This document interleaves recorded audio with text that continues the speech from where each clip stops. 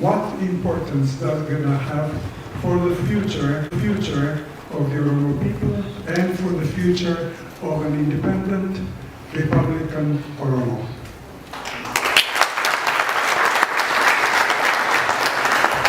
That is a daunting task, not a small task. I was asked to do that only 2 weeks ago, and I really have done very little to put together a reasonable presentation for this occasion, but nonetheless, it's a sketch, a bare sketch of what I hope to be, will be a full-fledged book on the subject of the future of Geda in the life of the Oromo nation. For this occasion, I have seen that there are Borana and Gabra people among us who came from the homelands. And I would like what I'm saying to be translated for them. I want to hear everything that I'm saying, and I want to get their feedback on what I'm saying. Because on a number of state levels, we are on the same wavelength. Okay, so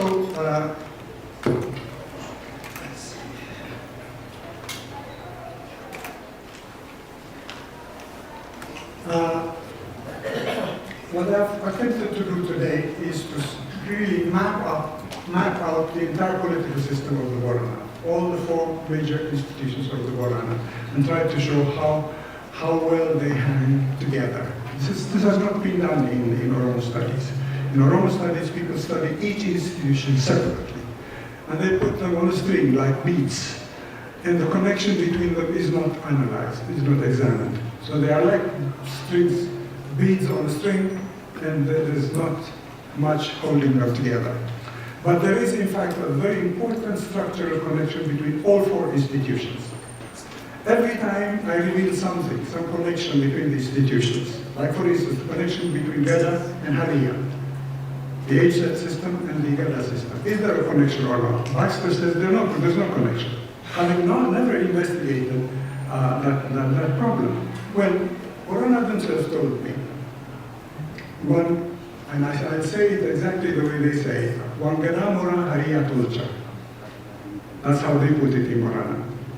When I said that to Abaviya, he said, that's not Borana, that's not grammatical. Well, it may not be grammatical, but it is archaic. That is the way they say it. And I asked him to say it in modern Borana. He said, Wan Geda Morte Hariya Tulchiti.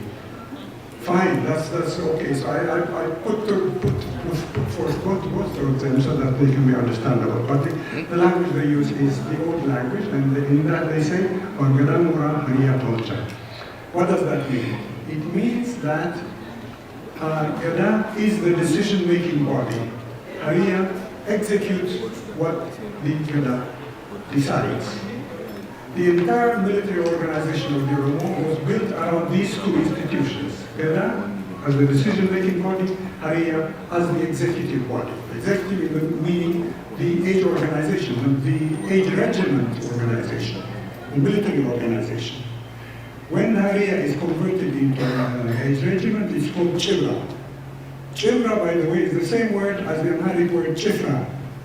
That is, their idea of the army comes from what? From Oromo. Chivra organization is the traditional Oromo military organization of age sets. So here we have clearly a connection between Geda and Hariya.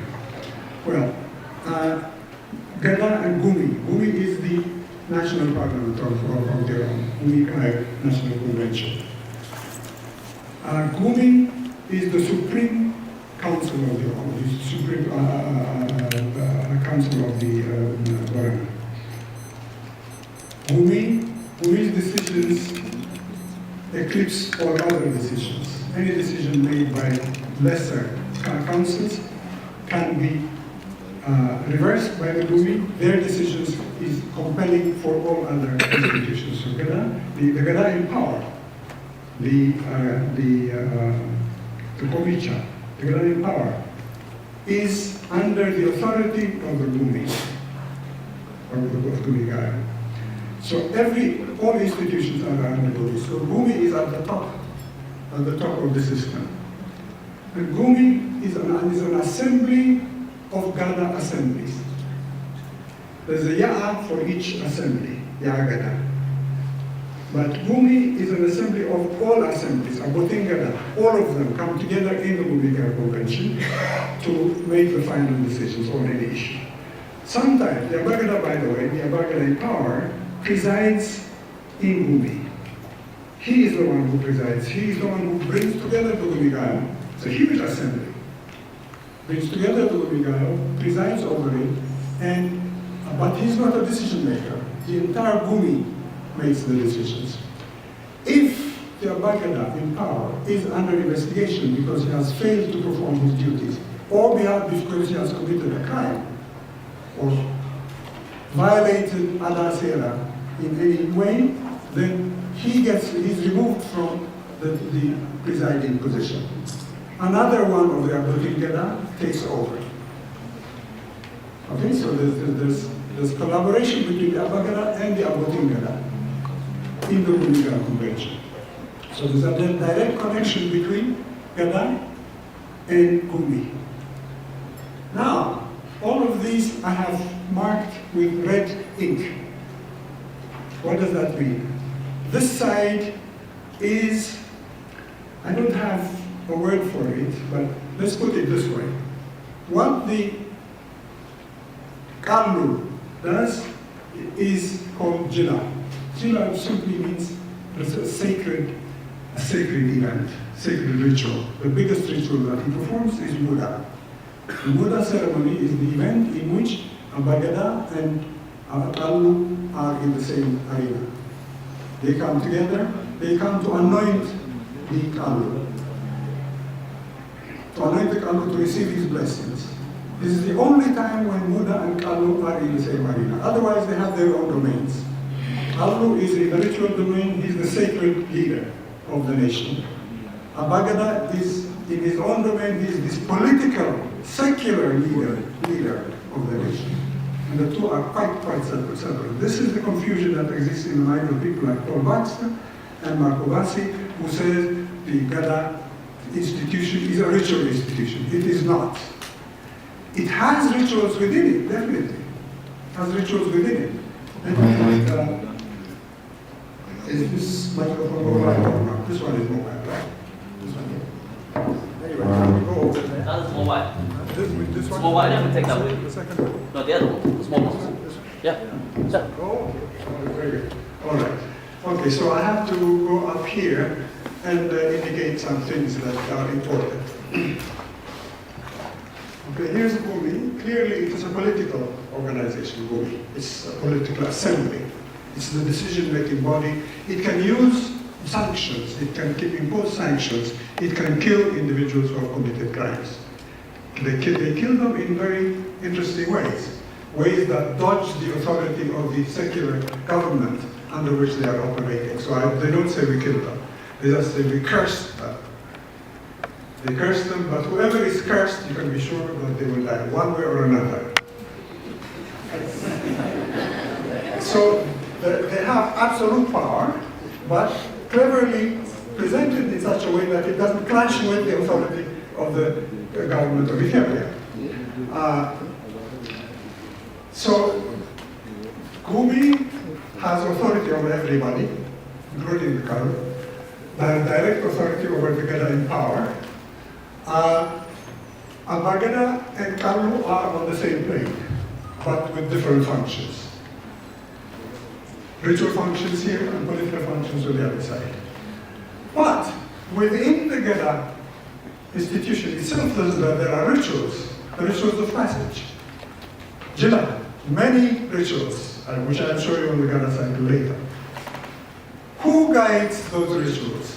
A man named Boku, who is in the Lua as the ritual authority of the Lua to perform the rituals. So when the Boku is guiding the ritual, he blesses, the Abagada receives the blessings.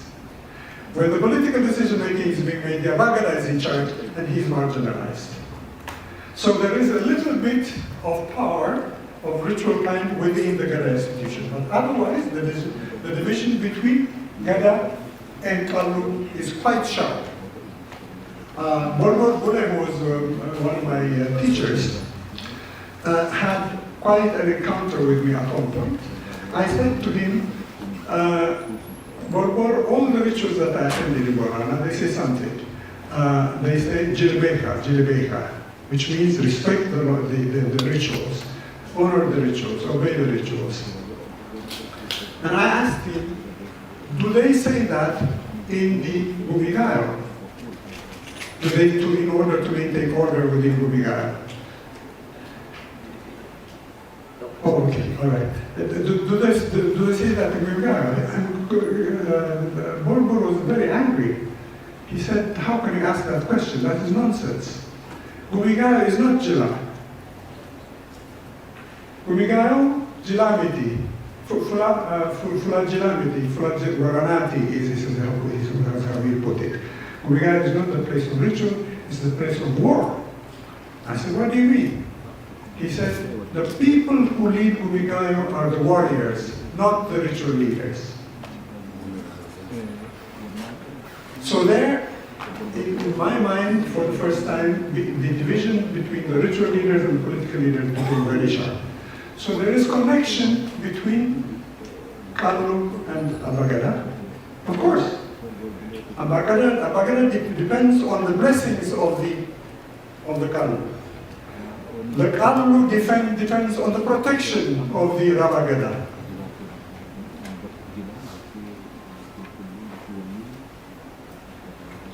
The Kallu cannot protect himself, he's not armed. They cannot bear arms, they cannot kill. Let's go down to the Hariya. He was born during a particular Geda period, that is, what in Borana is just called Geda. Born during Geda of so-and-so. I was born during the Geda of Jades Liman. It means that all the people who were born at that period formed one age group. So the entire nation is organized as a series of age groups. Everybody goes through the stages of age and the stages of Geda. There are two completely different cycles, but with two different functions. So that's enough for the big picture.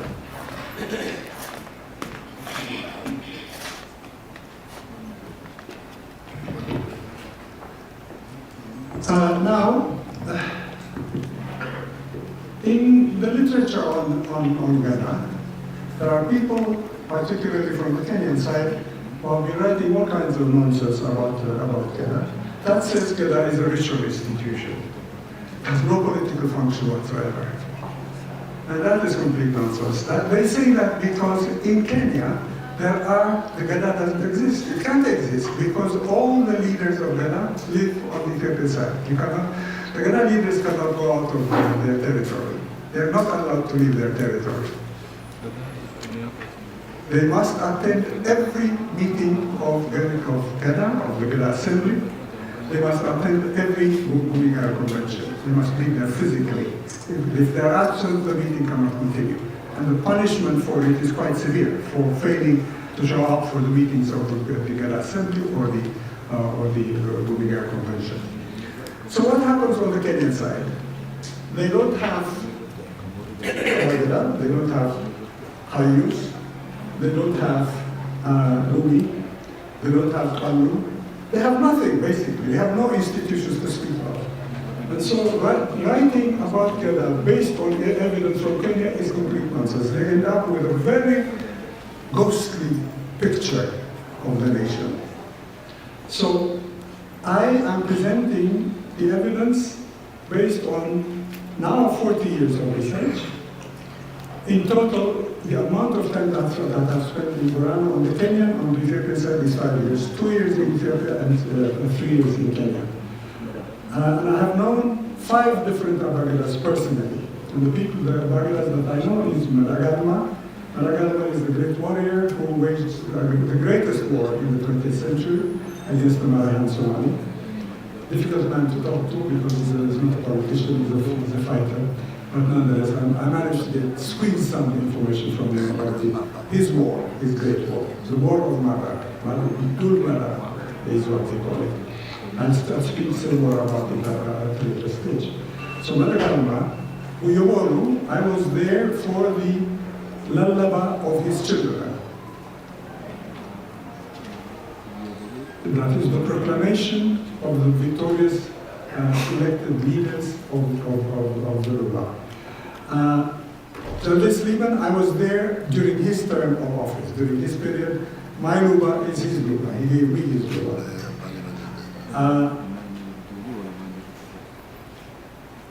And I lived in the Ola Albora, in his village, in the Geda, to conduct all my research. I use that as my research base. I knew Babule at the time that he was Rama, and I was there for his Danisak ceremony. I knew Babule, I knew Jivaga at the time of his marriage, Fudaraba. All these people went through the entire cycle, and their children have now completed a complete cycle. That is to say, the man who is now in power is the son of Babule.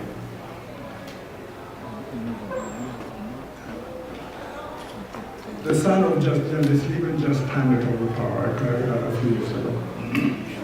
Okay, so now we go to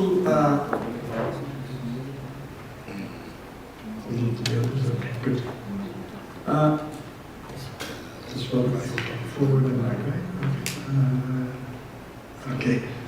I think I don't have a special thing for Budi, so we'll do that. Give me there's a mouse here with my laptop. So, I've indicated what the combinations are between. Geda is the core institution for the entire political system of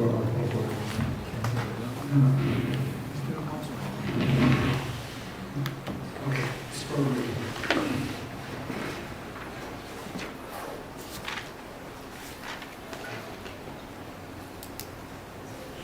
I can do it.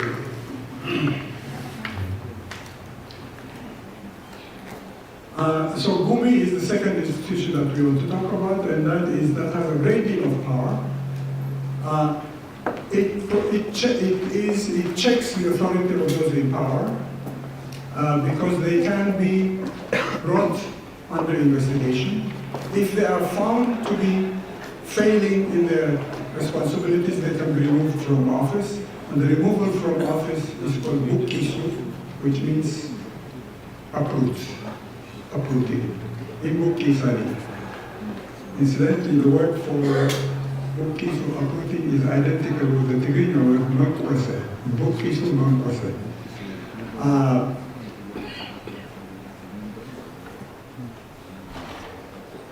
The interesting thing about Bukisu is that when they remove a man from power, they enumerate exactly what the powers are that he must give up.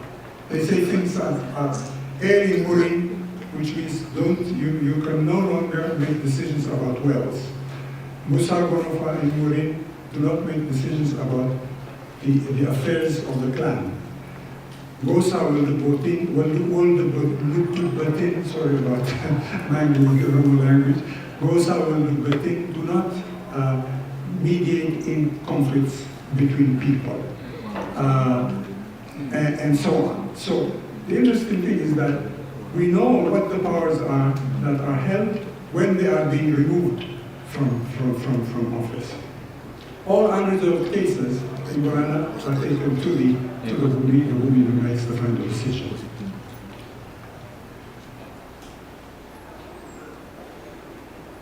Their capacity for conflict resolutions is not only within Borana, but also for the entire Naga Borana. Naga Borana means Borana and all their allies. Borana were capable of establishing themselves, of creating an umbrella of organization that brought together several clans, several tribes, by peaceful alliances. These are the Gabra, the Ajuran, the Gari, and the Sakuye. all four of them, are part of the confederacy of the Borana. Unfortunately, that confederacy was shattered when the British established their territory, and drew a line right through Borana territory, separating the Borana from their allies. All their allies remained, they said, henceforth, the Geda are a British tribe, the Borana are an Ethiopian tribe, and all the others became British tribes. So the Nagaborana, the Pax Borana, was dissolved as a result of the drawing of the boundary and the effect that it had on their political system.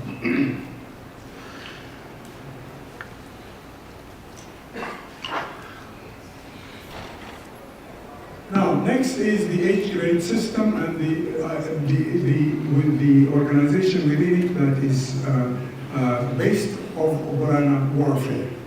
This is the defense of the nation, a very important part of this political system. The defense of the nation. Why do they need to defend the nation? Because there is harassment of the Borana from the Somali side. The Somali are a very expansive people, a very aggressive people. They are forever at the gate of the Borana. They have to defend themselves. They had actually occupied a part of Lebanon and entered into Lebanon, the eastern zone of Borana, and when Mada organized his war. His war was, I said, the biggest war waged by the Borana during the 20th century, because he managed to get together 11 age regiments, 400 warriors armed with rifles, an equal number mounted on horses, the cavalry, and then they don't count the foot soldiers, they were armed with spears and shields. Those are they just say enumerated. There are many of them. He sent scouts before attacking the Marayan Somali. The scouts are organized as two groups. They're called Turban, two groups of Doya, who go in, spy the land, see where the fighters are, see what the dangers are, and then he wages the campaign. It was very successful. He succeeded in pushing out the Marayan Somali from Lebanon territory. So we learned from that that there is in Geda also a military organization, which historically was very important. We know from the work of Bahri how important the military organization of Geda was. We know now from the current evidence about the war of Mada that was waged in 1950, that was so devastating on their enemies. This happened many times. They fought a war against the Maasai. The Maasai invaded Borana territory, and this was in the late 19th century, and three Abagadas, Libanjal Desa was the leader of that war, three Abagadas campaigned on horseback. Horses played a very important role in Oromo history. Horsemanship is a very important factor. A factor that gives them tremendous advantage over their adversaries, particularly in Kenya, because none of them are mounted on horses. Even in hunting, they can do a great deal of hunting of big game on horseback. Threatening, life-threatening, but nonetheless quite effective. So, for people who want to study Oromo,